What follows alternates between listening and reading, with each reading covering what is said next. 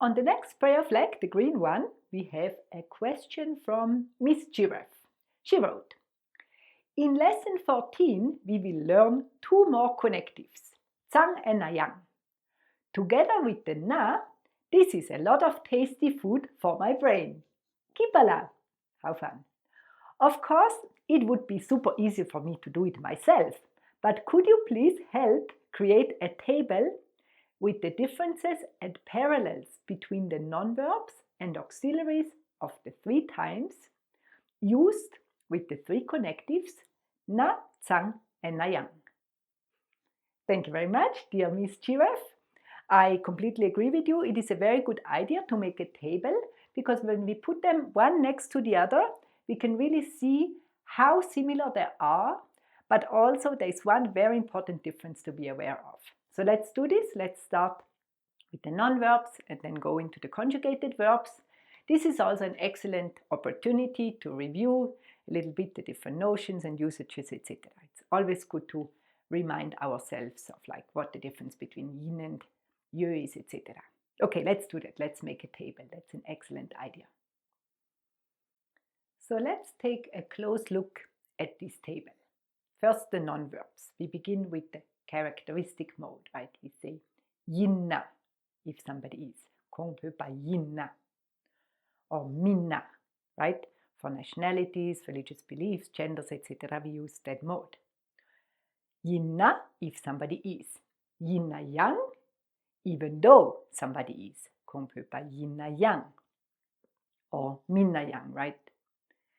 Then, qu'on peut pas yin tsang, because he or she is Tibetan, or qu'on gyagawa min tsang, because somebody is not Indian, etc. Right? So yinna, yinna yang, etc.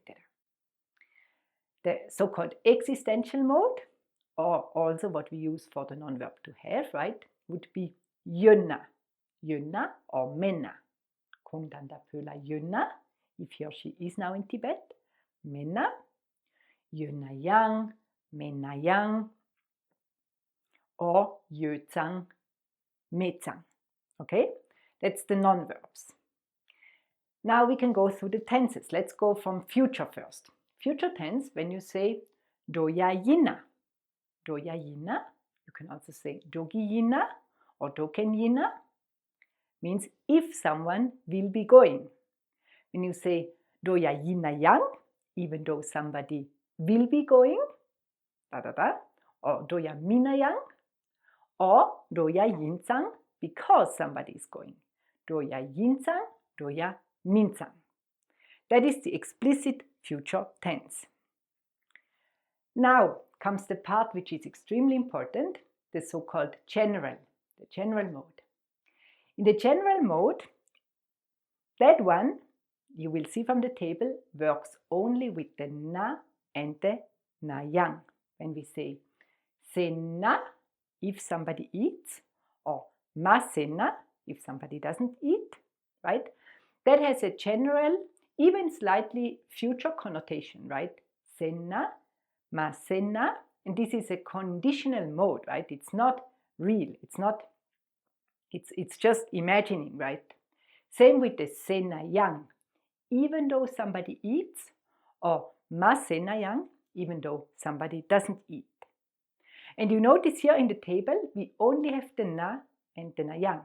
We don't have the tsang, and that's very important. I'll talk more about it after. Moving on to the present tense. Present tense is very straightforward, very regular, all the same. Sagi yöna, sagi menna. If someone eats, if someone doesn't eat. Sagi yöna yang, even though somebody eats. Sagi menna yang, even though somebody doesn't eat. Sagi yö tsang, because somebody eats. Sagi me tsang, because somebody doesn't eat. Okay? Very straightforward. Same with the present perfect tense. Se yöna, se menna, if someone has made, if someone has not made. Se yöna yang, even though somebody has made. Se menna yang, even though somebody has not made. Se yö tsang, se me tsang, because somebody has made or has not made. Very regular. And also simple past is completely regular. Seina, semina, if someone ate or didn't eat. Seyinayang, seminayang, even though somebody ate or didn't eat. Seyinsang, since or because somebody ate.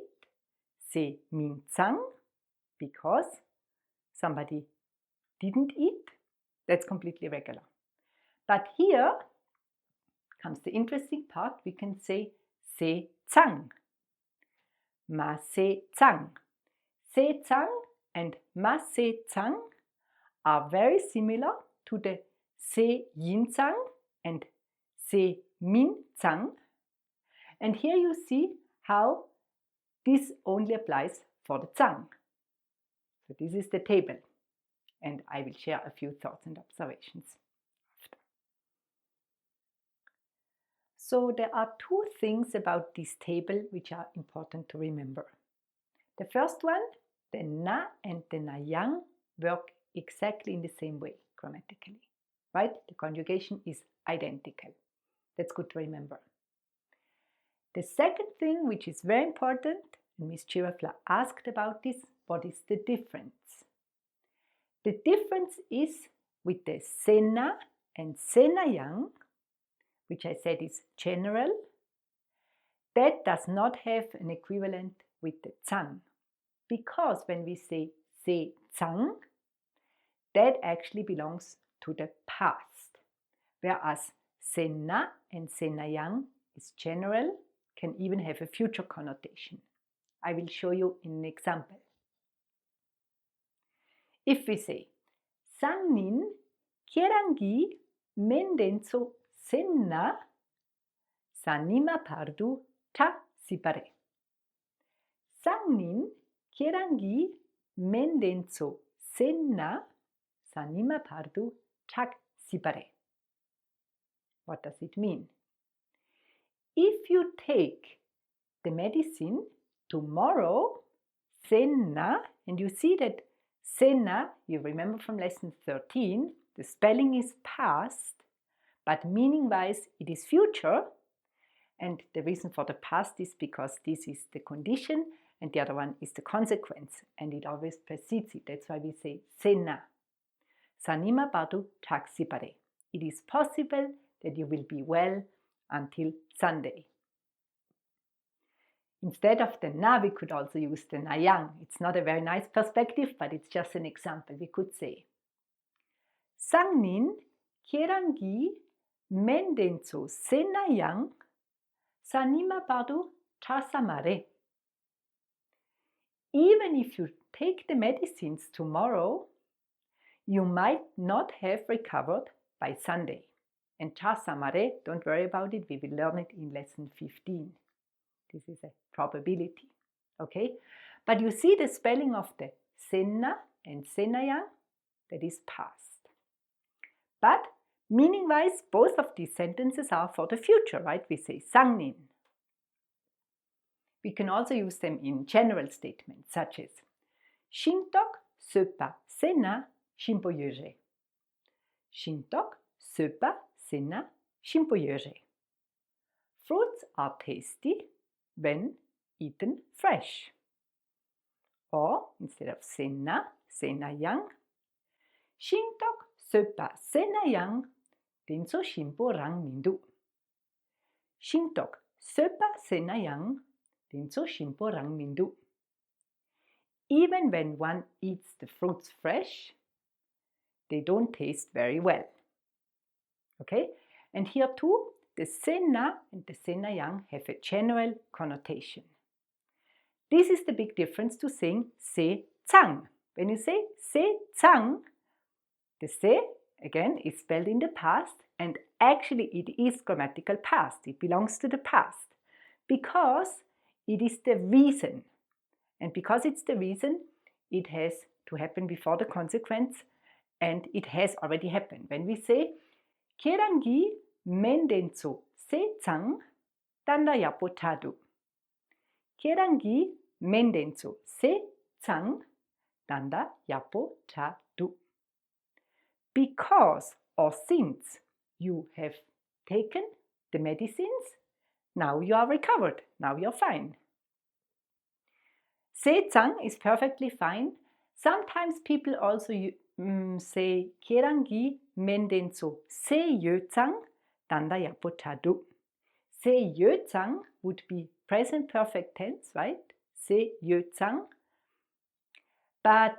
And it has a stronger emphasis that the action of taking the medicine has been completed before the present, right? That's why present perfect. But even if we don't say the yö, when we only say se tsang, that is already past tense. So that's the very important difference to keep in mind. The verb on its own, without any auxiliary, spelled in the past, before the na and the yang, don't belong to the past. When we say se tsang, it actually belongs to the past. And this is actually the indicative mode. It's actually happening where when we say se na or se na yang, it's just imaginative. It's the conditional mode. So that's the big difference. Miss Giraffe also printed a reply on a prayer flag and sent me the picture. She wrote, Tuje nang, tanda selpo selkyang chasong, kapo shida mindu, reumik di yapudu. Thank you very much, dear Miss Giraffe. I'm glad it became clear.